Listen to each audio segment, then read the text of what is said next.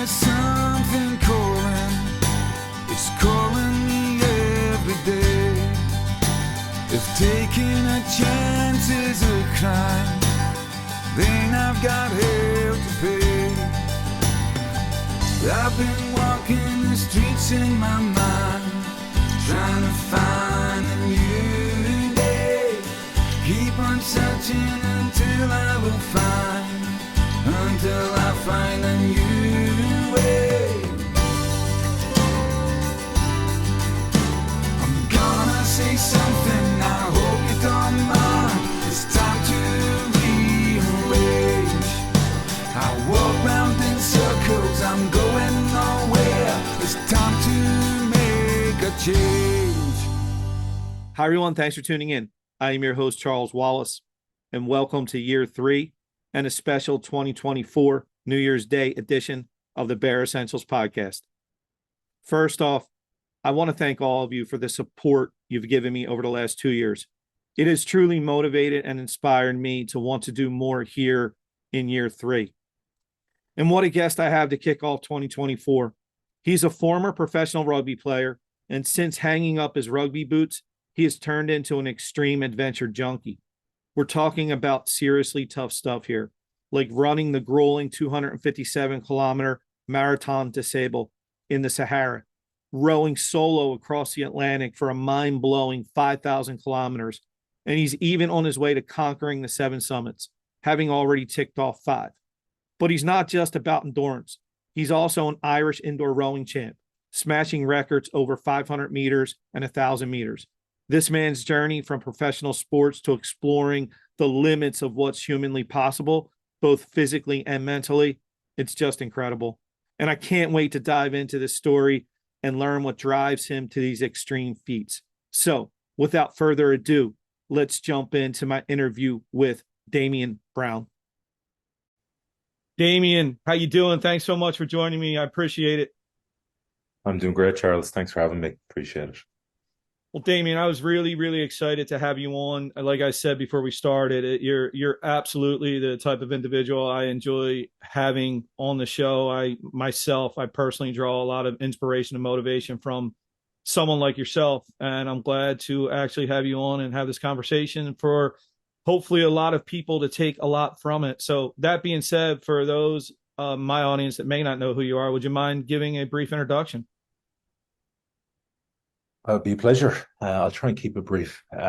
So I am a former professional rugby player. I was lucky enough to have a 16-year career in there's 3 major leagues in Europe. I played in all 3 of them: the English Premiership, the French Top 14, and then the Celtic League, or what's known as the URC now, which is a kind of combination of Scottish, Italian, Irish, and Welsh teams. So I played throughout my 16 years in those 3 leagues.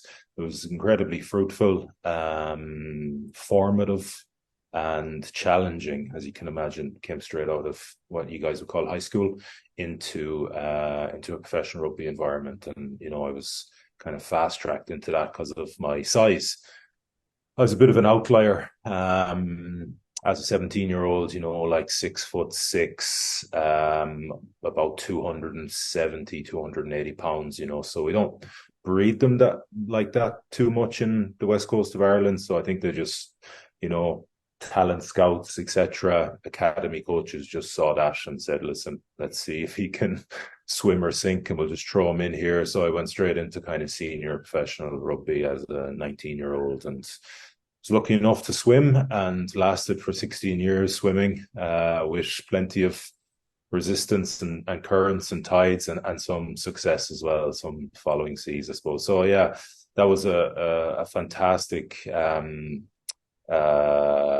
lead, I suppose, a fantastic kind of window of exposure into a very extreme way of living in those formative years. And through that formation and discovery of kind of who I am as a person, I learned that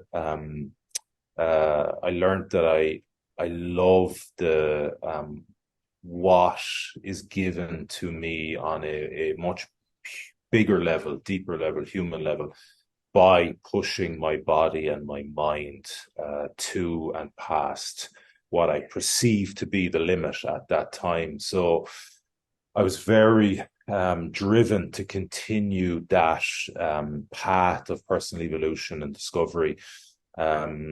So that's why I post professional rugby, I had this personal plan, these goals that I gave to myself, these things that I wanted to try and achieve, which were, you might call them extreme adventures. So over the last, I'm retired now, 8 years. So for over the last 8 years, I've taken on some of these, I suppose you might call them challenges, some of the world's toughest challenges, like the Marathon des Sables, which is a 257 kilometer ultra marathon, so about 152-mile ultra marathon through the Sahara Desert, self-supported. I rode across the Atlantic from east to west in a race called the Talisker Whiskey Atlantic Challenge. So that's 3,000 miles from the Canary Islands, just off the coast of Africa, to the Caribbean, to Antigua. I suppose you might say I'm still in the process of climbing the 7 summits. So I've climbed 5 of the 7 summits, which are the highest mountain on each continent. And just last year, just over a year ago, I completed was what I would deem my most challenging and most difficult challenge, which was rowing from New York to Galway. So that took 112 days, and it was extraordinarily difficult. But yeah, that is something that is very rarely done, a very difficult passage of ocean, and something I gained a huge amount from. Well, what a resume, man. Honestly, like I've been impressed reading about you, watching some of your clips, listening to your own podcast, and just it does. I mean, truly, it motivates someone like myself. I'm a bit older than you now. I'm going to be 52 in January, but it gives me hope to keep on pushing and trying to get as much as I can out of this life. Interestingly enough, I didn't realize about your rugby career starting as young as it did. So I like to start there. So my question there is, being at 19, when you look back now, anything you've learned since then that you might say that you would have loved to say to your 19-year-old self, to say, hey, you keep an eye out for this, or do something differently? Good question. Honestly, it's a question I often struggle to pinpoint something of, substantial advice, because I feel I always had a good out. Like I always feel the best way I can put this is I've always felt I've had a good connection with what life is about, and the mindsets and mentality to go after things that are important and meaningful and purposeful to me. So did I make mistakes on the journey? Fuck yeah.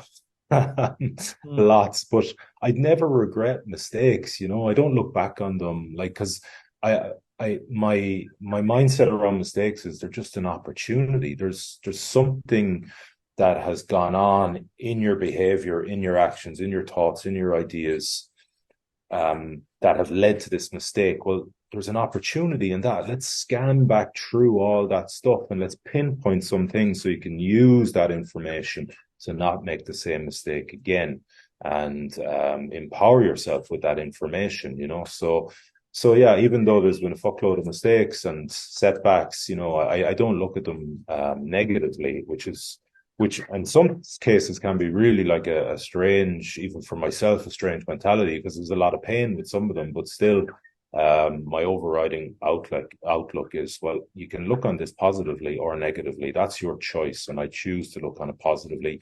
I choose to leverage the opportunity that's there and build myself up through that, and gain a little bit of wisdom from that mistake that I made. So yeah, when I think back, and I suppose your lens is scanning back through,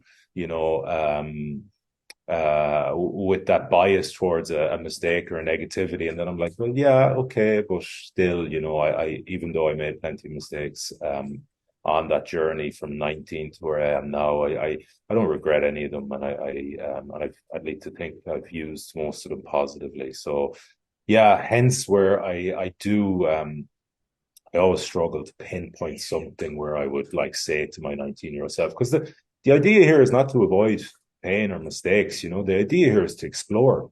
The idea is to have that adventurous spirit, to explore life, and to just throw yourself into the fire, as Carl Jung says, of life, and forge yourself there. I feel that's what I've done. Really do feel, and I continue to do it, and or at least I continue to try and do it, and that mentality is paramount, I think, to really living courageously and getting the most out of your time. That answer being said, and knowing the kind of standards you set and the extreme kind of lifestyle you live, when you do your own types of self evaluations, would you say that you're pretty tough on yourself? Oh, extraordinarily tough, and sometimes that can be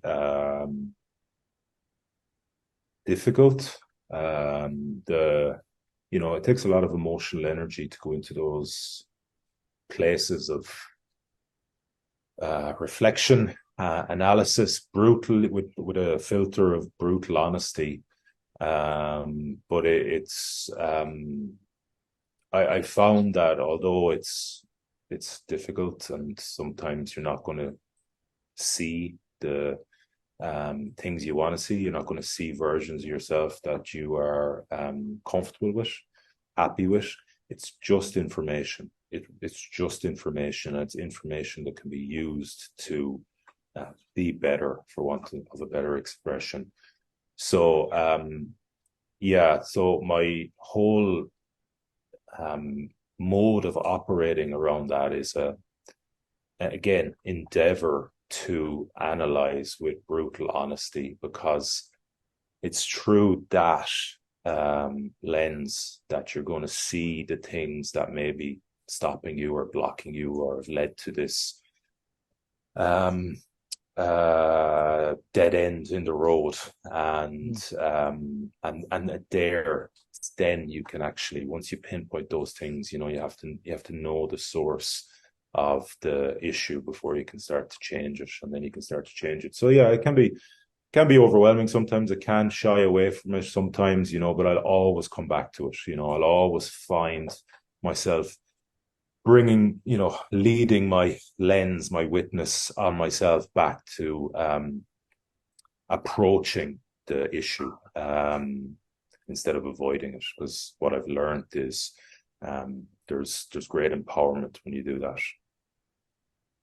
It's really some deep insights, and I appreciate that. And Damian, what would you say? Because I know you do some motivational speaking and things like that too. I think sometimes people, and I'd like to hear your take on it. I think sometimes people want to improve, and they say they want to improve, but I think deep down, and I can only speak for myself, but I know this was me for years. I was almost afraid to evaluate or look back and examine myself, because I think I was really afraid of what I truly might find. I didn't know if I could really go, ugh.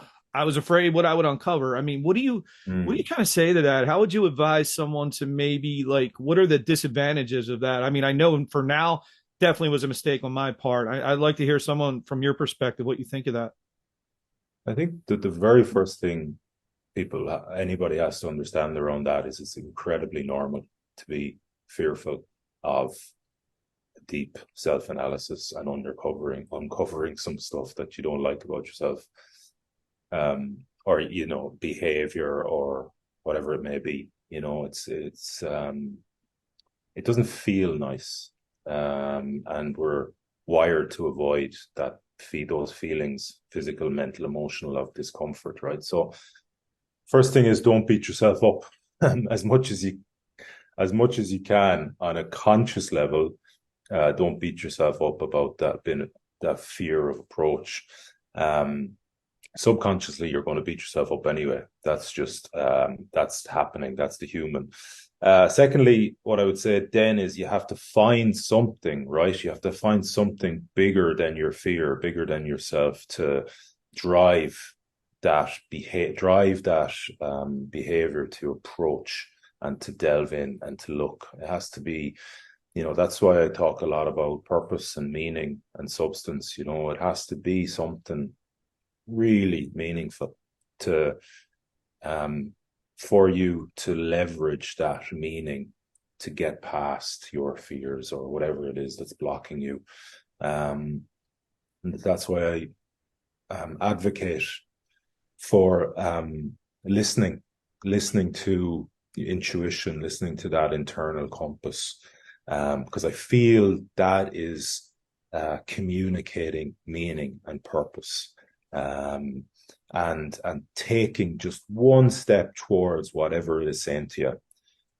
My experience is it has never led me badly. It has never guided me incorrectly or wrongly or falsely or down a path that wasn't very fruitful.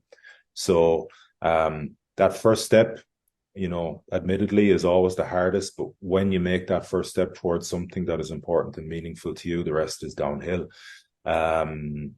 Believe it or not, the first step is the big one, and then it's actually downhill after that. It's just getting the energy to make that first step, and that's where we have to think honestly and patiently about what is important to me here. And it has to be bigger than just you, for it to be genuinely purposeful, it has to be bigger than you. It has to encompass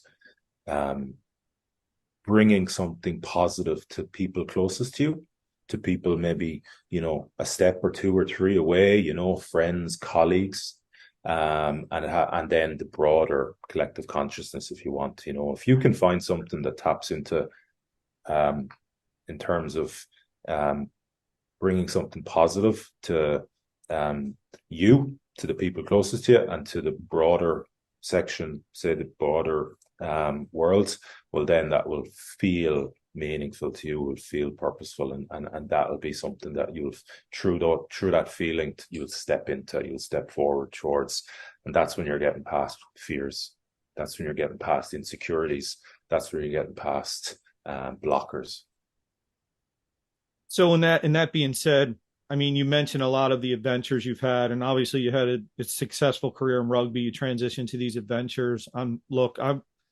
I could probably spend 5 hours with you talking about all of them, but I'll definitely try to focus a little bit on the row across the Atlantic, the one from I believe it was Manhattan to Galway. And you mentioned in your previous answer there about finding that thing that's bigger, right? That bigger purpose. I wanted to start there. So when you embark on something of that magnitude, what's that first kind of discussion with yourself to say, this is why I'm going to do this, why I'm going to get into a boat and row across the Atlantic? I find these things aren't what's the description I'm looking for here? They seep into your consciousness. They're not like a light bulb. I found in the past, which mostly my adventures, okay, firstly, there's an element of discovery, right? I remember reading a book in 2005 called The Crossing by two British adventurers who rode from the Canary Islands to the Caribbean. So there's that element of discovery. And when I read that book, I knew there and then I was going to do it, but it wasn't for another 12 years because of, for various reasons that rugby and all that. But there's this element of it, you discovering it and then thinking about it and it kind of seeping more and more into your being, if you want, into your kind of thoughts and ideas, and it's starting to kind of almost manifest there. This is what I've discovered anyway. And you start to build a story around it then, and it starts to kind of, that story starts to connect with meaning. So like when I first thought about rowing from New York to Galway, because I had done the other direction in the Atlantic, and my whole philosophy is to like sincerely and genuinely challenge myself. Like what is challenge? Like I want to be in those moments of deep doubt and insecurity, and I want to be able to find a way through them. And for that to happen, I want genuine challenge.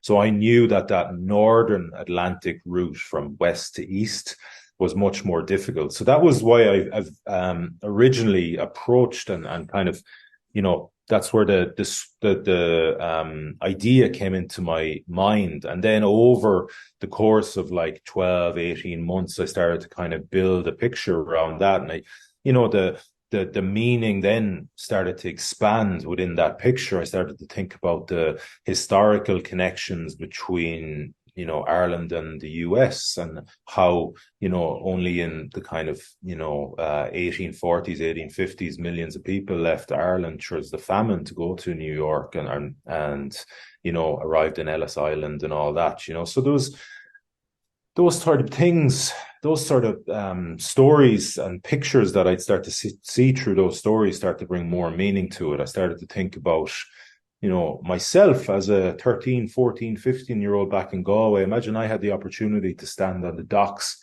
and see somebody row into Galway from New York and the impact that would have on me. And then I started to think about, I can just by doing something I really want to do, something that's going to challenge me, is going to bring a lot to me, I can touch other people. I can, make an impact on their life. Maybe some 14 or 50-year-old will see that and they'll think, fuck, do you know what? Wherever they're going in life, they'll all of a sudden reach a bit further. They'll expand their aspirations and dreams just by seeing somebody do something quite aspirational.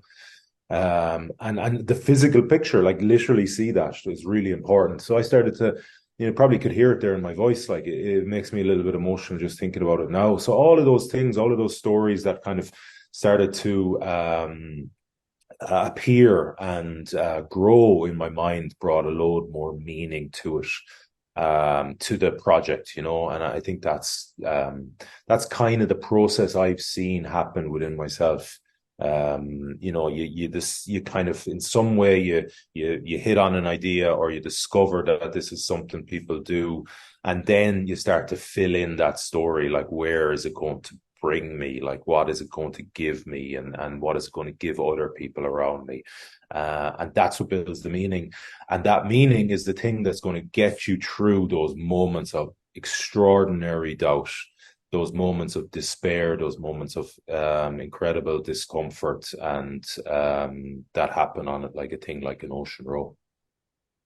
Well, I know you mentioned about the 14, 15-year-olds in Ireland, but I mean, honestly, I will say this to you. I mean, you along with some others, I mean, like, as I've been doing the podcast and even for my own life, I started to, I reach and I look to other people to try to help me with what you just said, get through some tough times and things like that. I mean, you definitely are part of that list of that catalog of human beings that I'm building up in my own brain that is, kind of helped push me through, and won't get a lot into it even right now. My family, we're going through some difficult things, and it helps. It helps when I see people like you persevering and doing that.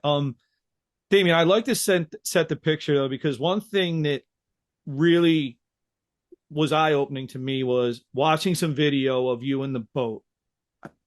I don't know if people, when they hear rowing, I think they think of a small canoe type boat that's on a lake.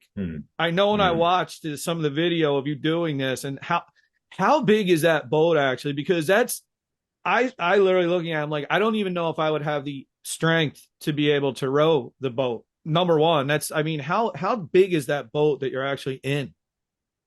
It's 19 foot long, and on either end there's two cabins, and in between the two cabins you have about 2 meters of a kind of open deck, that's where your rowing seat are, and obviously your oars.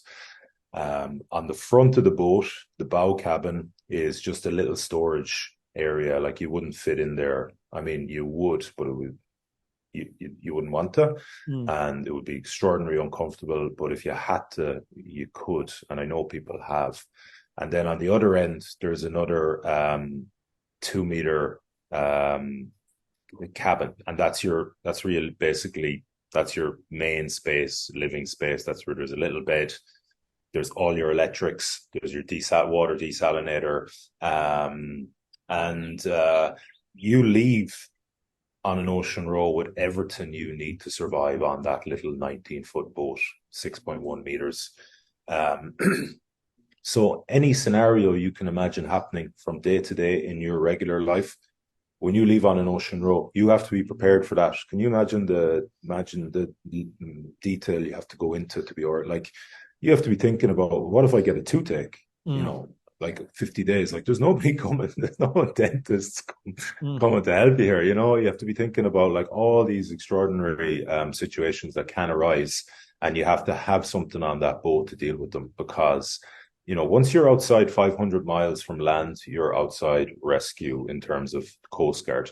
Now, the procedure by maritime law is that if you do need to SOS, the nearest vessel has to come and attempt to aid in the SOS. So the irony of that is actually that, okay, although for me, it'll probably be one of the big tankers or cargo ships going between North America and Europe, if one of those cargo ships or tankers gets in trouble and I'm the nearest vessel in an ocean rowing boat, I have to show intent to go and try and aid them in the anyway, that's just a little side point. But yeah, you need to have everything you need to survive basically when you push away. So it all goes onto that little boat. So you've got all sorts of comms as well, as you can imagine. You have VHF radio, you have satellite phones, you have broadband satellite uplinks, you have emergency beacons. You know, if you're well prepared, you have, you know, as you can imagine, a plethora of, and that's why it takes years. That's why it takes years to organize these things. You know, I think before we left Manhattan, I'd been working on this project for about 2.5 years, a little bit less, 2.25 years. So, you know, within reason, and depending on your circumstances in terms of your financial backing, you do need that type of time to bring it all together, you know, because physically, mentally, you have to prepare. It takes a long time. And then technically you have to prepare, and it takes a long time. So there's a lot that goes into it. So that's like the practical stuff for it. Now, what I wanted to ask you about was the part that I always think about when I hear about people doing that is, personally, I honestly, Damian, I hate the quiet. I hate the dark. Right. I think I just hate being alone with my thoughts because my mind won't stop. How do you deal with that isolation and that type of environment for all those days? I feel like I can only talk about it from my own experience, and I am very comfortable in my own company. I would say it's, you know, it's fair to say that I would tend more towards the alone than people. I prefer the person I am when I'm alone than the person I am when I'm around people. So ocean rowing, in terms of that challenge, there really isn't a challenge for me within that. You know, I'm quite comfortable to be in silence for days on end, which was kind of the case. Now, you know, interesting things happen when you are like that. You know, after a number of days, you'll start to see yourself talking or singing or doing something to get out of your own head. Like, it takes, after an amount of time, that can kind of become a little bit tiring or overwhelming or demoralizing, especially with the nature of an ocean row, which it's very averse. You know, there's a lot of discomfort, I suppose. So when you're constantly in your mind in physical mental discomfort. It can, as we're kind of wired towards a negative bias, the conversation and the narrative internally can become a little bit negative, as you can imagine. So you'll try and find ways to get out of that, and talking to yourself, singing. I remember one night, you'll enjoy this story. I was in that place, like I was just like, I just wanted to get out of my own head. I was literally telling, you'll be telling yourself to just shut the fuck up, like, and I don't majorly prepare distractions for myself, but I do have them there in these kind of cases. I know this could well happen, and this is the night it happens. So I think, I'll just listen to a podcast. I'll put on some Joe Rogan podcast, 3 hours, right? And that'll take me out of my head. So I was well into the expedition, like 60, 70, 80 days, I can't remember. And it was a really wet period. And everything on the boat is wet. Like there's not a scred of material that hasn't some sort of dampness. And I was just so desperate to get out of my head that I was like, right, let's put on a podcast. Okay. So I was trying to open the phone with, it's all thumb and fingers, I was trying to get the podcast. And because there was a film of wetness on my skin that I couldn't dry, literally just couldn't dry, like I said. And the phone also had this film of dampness of moisture. So they wouldn't connect. So I couldn't open the phone no matter what I did, no matter how much I rubbed my inner thigh with my phone, with the screen of the phone and with my thumb. It just wouldn't get rid. Everything was so wet. I just couldn't open it. So I just had to sit there and roll through the night and just get past that moment of, deep negativity that I was going through. But yeah, so that's kind of the situations that can appear out there. And, particularly when you're on your own for so long, but, yeah, it's not a huge challenge for me. I would say most people who row an ocean have a similar relationship with themselves. I think if you went out, particularly as a solo, if you went out there without that, some sort of connection with that relationship, like, I think you would just go mental. Like I think you'd lose your mind, like, because it's extraordinarily difficult. Yeah, I could only imagine. I mean, I'm the type of person that sometimes at night to go to bed, I'll literally need to put headphones on, then put a podcast on to fall asleep. Like it's like it helps quiet my mind. Noise helps quiet my mind. So as you're rowing, I guess, did you ever experience situations throughout the row, not just physically, but I'll say dangerous, right? Where the weather, the elements, the ocean, where it got a little bit hairy, so to speak? Day 24. So there's a tropical storm rolling off the east coast of North America, and I can't remember. I was probably about 800 miles off the coast at this point. But like it was broad, so there was no avoiding it. Now you go through lots of storms out there. So it's not unusual, right? So you have procedures, and you have all these safety procedures that you go through well in advance. And I have a weather router who's telling me. So for a few days we know this is coming, but the thing is that it's a tropical storm, right? So it's it's big, and it's wild, and it's fast. And it was the day before it hit me. It just got downgraded, so it was still okay. It wasn't at its peak ferocity, but it was still extraordinarily powerful. So I went through all the usual stuff. You lock down the boat, you tie everything down, you put out a thing called a para anchor, which is a parachute sea anchor that sits out the front of the boat and under the water, and it holds about 2 tons of water. And it's meant to right you with the way the wind and the waves are coming from. So instead of being side on to the waves, the nose of the boat is actually facing them. So it's taking all of that power on the little point of the nose and aligned with the waves. But you're not really meant to capsize on a power anchor. And I capsized 3 times in the first 5 hours of that storm, which was forecast to last for 20 hours. So that was scary. It was the first time I was genuinely scared on an ocean row, and I've been on an ocean rowing boat at that point, something around, 80, 90 days, including my first ocean row, obviously, and these 24 days. That was the first time I was genuinely scared, because that's not meant to happen. And during the first 2 capsizes, I had some water come into the cabin as well, and I thought I had the cabin locked down. So all of a sudden, this belief I hold that the cabin, no matter what, no matter if it's a huge tropical storm, the cabin is this refuge of safety. And all of a sudden, that belief is compromised because now I have water coming in. I don't know where it's coming from. And all my electrics are in the cabin. So that water just could and will, if it hits them, just fry the electrics. And that's the end of the expedition.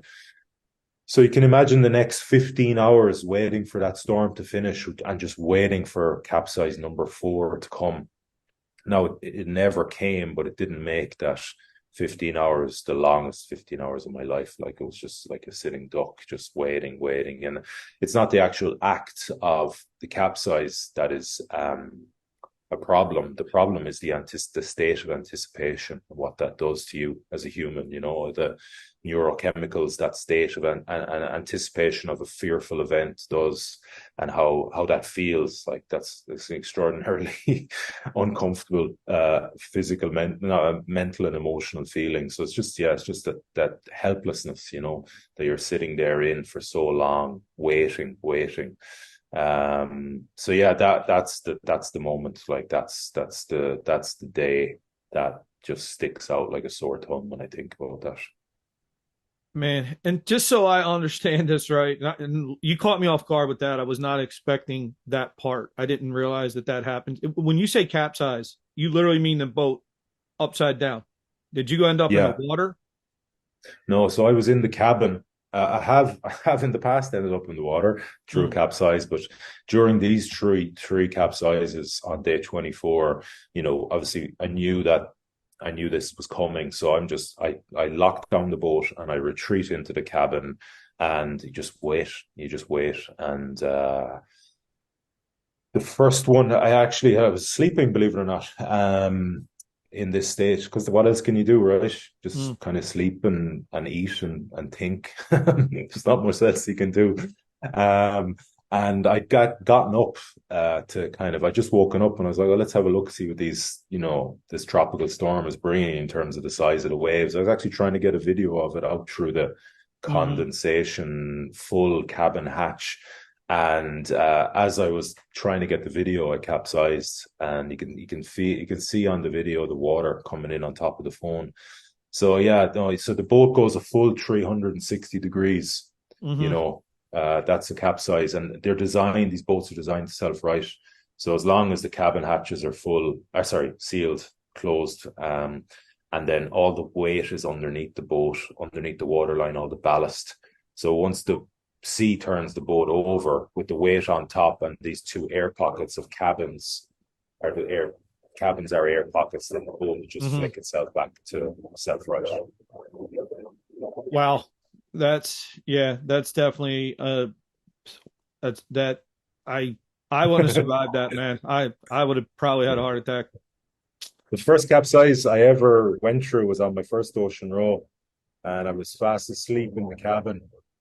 And the moment I knew I was being capsized was when I was thrown into the side of the cabin by the ferocity of the wave head first, and I split my head open.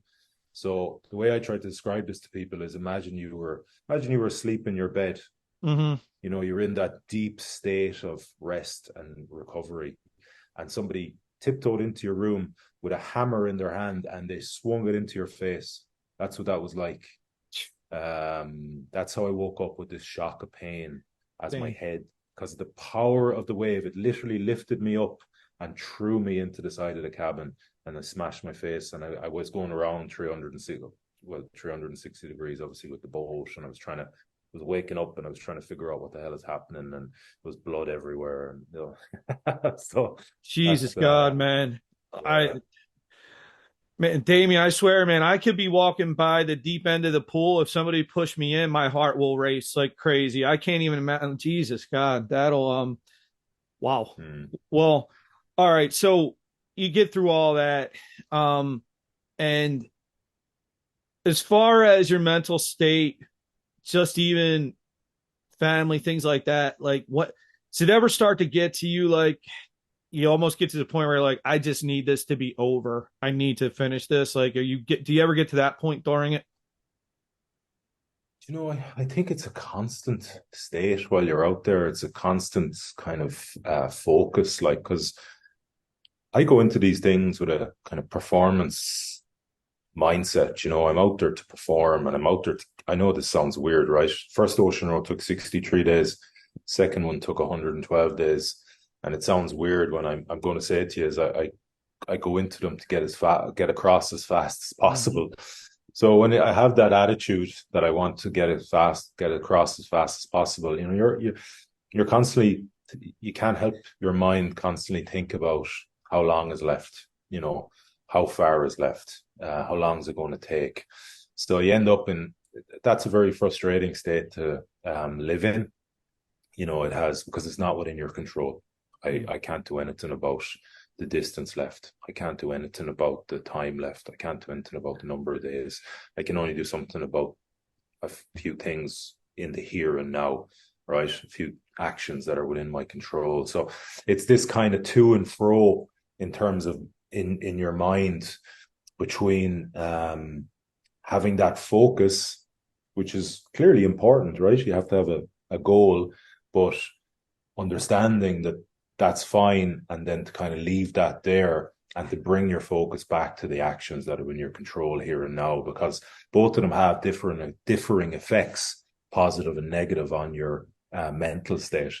Mm. So yeah, you just can't help. That's the way we're wired. We're wired to kind of look into become outcome oriented, future focused, and then you got to bring yourself back, because that's not, especially in a thing like an ocean road, that's not aiding you in finishing. In fact, it's actually hindering you, because it's affecting your mental state.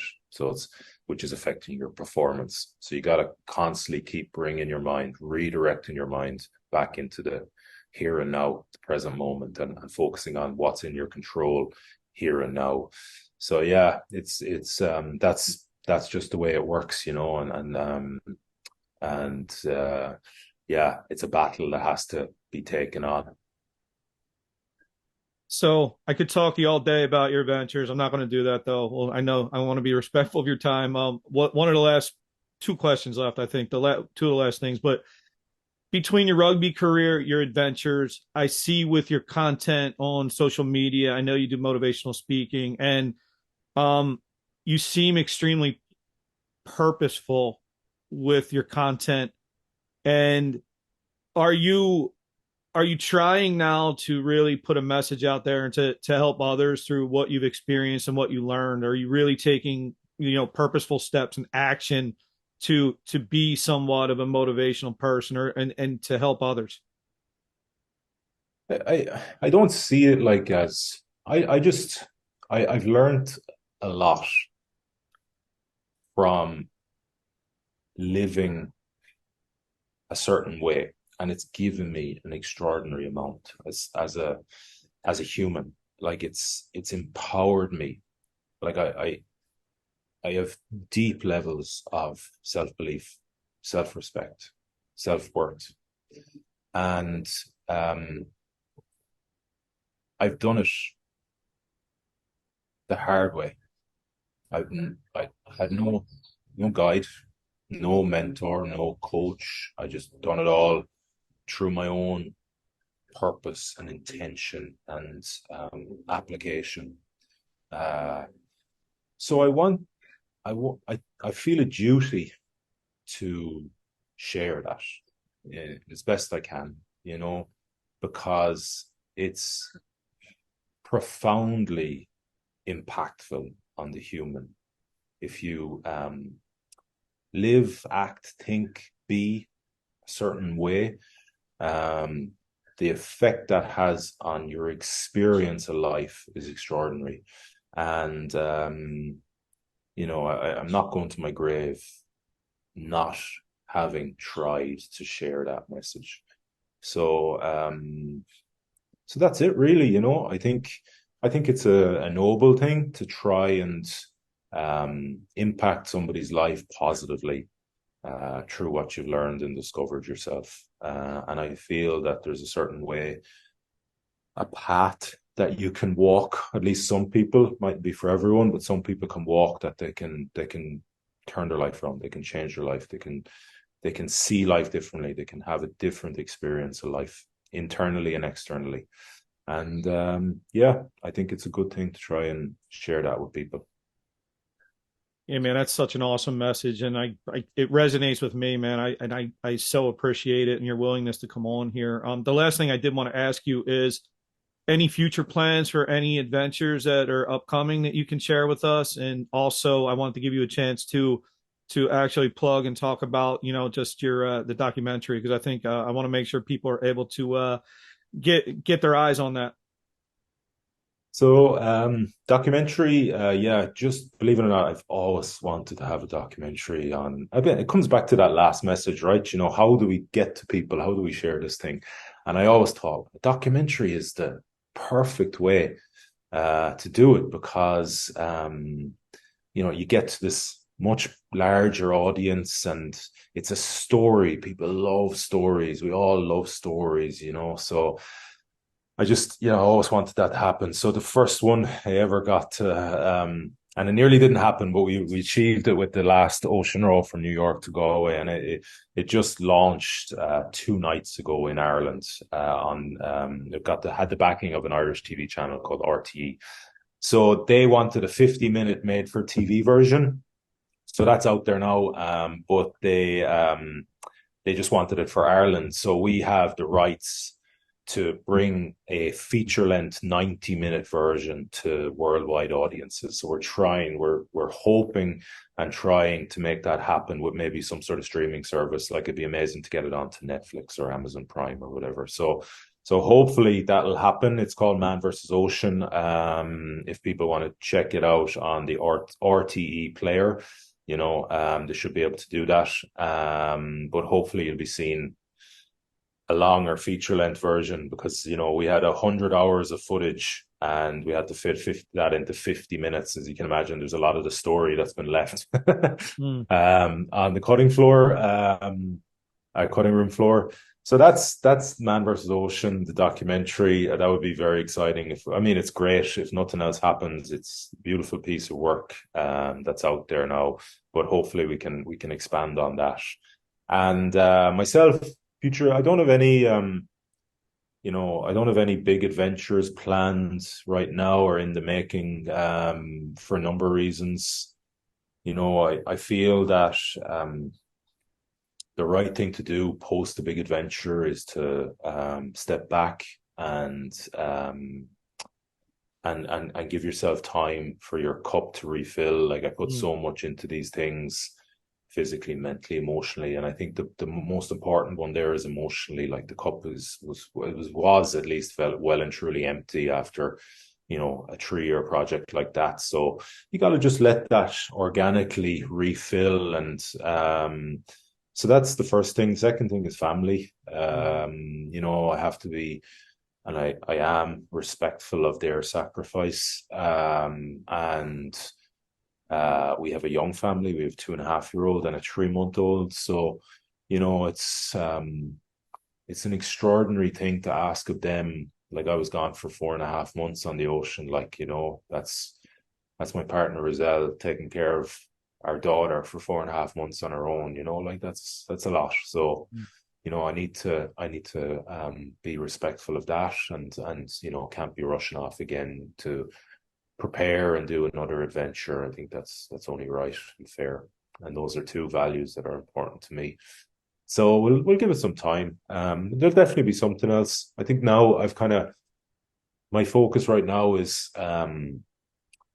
and this is another challenge. It's just in a different way. I've started a business. It's called the Iron Mind Institute, and it's It's an experience-based business where we bring people to outer corners of the west coast of Ireland, and hopefully the world at some point, but right now it's just the west coast of Ireland. And we put them through these very challenging 12, 24, 48-hour experiences. They're like long duration training sessions, basically. A little bit like what you might see in special forces type of training, the Hell Week type of thing. The difference is, and it's a big difference, with special forces training, they don't care who gets through. They just want to separate the cream from the crop, right? They want to see the people who already have the mental organization to deal with those extremely stressful physical and mental undertakings. Whereas with the Iron Mind Institute, what we're doing with our experiences, what we're calling crucibles, they're crucible experience, they're forging in their intent and their pressurized state. We're teaching people. So we're putting them through this 12-hour, 24-hour, 48-hour experience, but we're teaching them, we're guiding them through it with the mental organizations. We're teaching them basically how to think in those situations. So we're empowering them with the processes and tools and strategies to get through those, because that's all it is. It's just how you organize your thoughts in those states of extreme physical and mental stress. And there's a way to do that. There's a process to do that. I've developed a process myself. I call it the 4 controllables. So we're teaching them that while putting them through it. And it's incredibly, as you can imagine, empowering experience, impactful. And it kind of comes back to my earlier answer to your question is like, well, how do you share those, how do you share these things? And this is the really tangible, literally experiential way of doing it. Like it's all well and good writing posts on social media and documentaries, but the real impact is in real life. It's in the doing, right? And this is a way for people to do it and for them to learn how to do it while going through it. And that's where the impact, that's where the neural association comes between the action, the thoughts, and the action of putting them thoughts and into practice, and then the rewards of that. So yeah, so that's called the Iron Mind Institute, and it's very exciting to finally get that off the ground and get it up and running next year. Man, Damian's fascinating stuff. And, it happens every now and then when I have people on the show as they're talking. My mind's starting to go to, holy shit, I hope I can have an episode 2, because as you start to talk about that, I was like, I would love to have you back on as you get that off the ground and just focus on that type of stuff, because that's really, really interesting to me. And I would love to talk about that more as we move further along into 2024 and things like that. But congratulations, man. Thanks a lot. Yeah. Listen, man, I'll end with this to you. I think it's rare, but I do believe it exists, man. I believe that there are certain people that they just ultimately, man, they make this world a better place and they make people want to be better. And I truly believe you're one of those people, man. And I look forward to following you more and seeing what you're going to accomplish. And I am somewhat living vicariously through you. I can't wait to see what you have in store next, man. It's really, really incredible stuff. Thanks. That's very nice. I think my philosophy is, and my understanding is, there's always more. There's more in me. There's more in you. There's more in everyone. And I'm trying to get people to, I suppose, just through my own living, to realize that and to go after that more. You're definitely doing it, man. At least from my perspective, where I'm sitting, you're definitely doing it. And I wish you nothing but success. And again, everyone, I will make sure to have the notes. Check out the show notes here. We'll have where you can check out Damian and what he has going on. It's been a pleasure, Damian. And thanks again to everybody for watching and listening. Really appreciate it. Damian, you take care. Thanks a lot, Charles. Bye. You too. Thanks very much. Thanks for having me. This has been the Bare Essentials. Thanks for listening. And remember, never hibernate on your goals.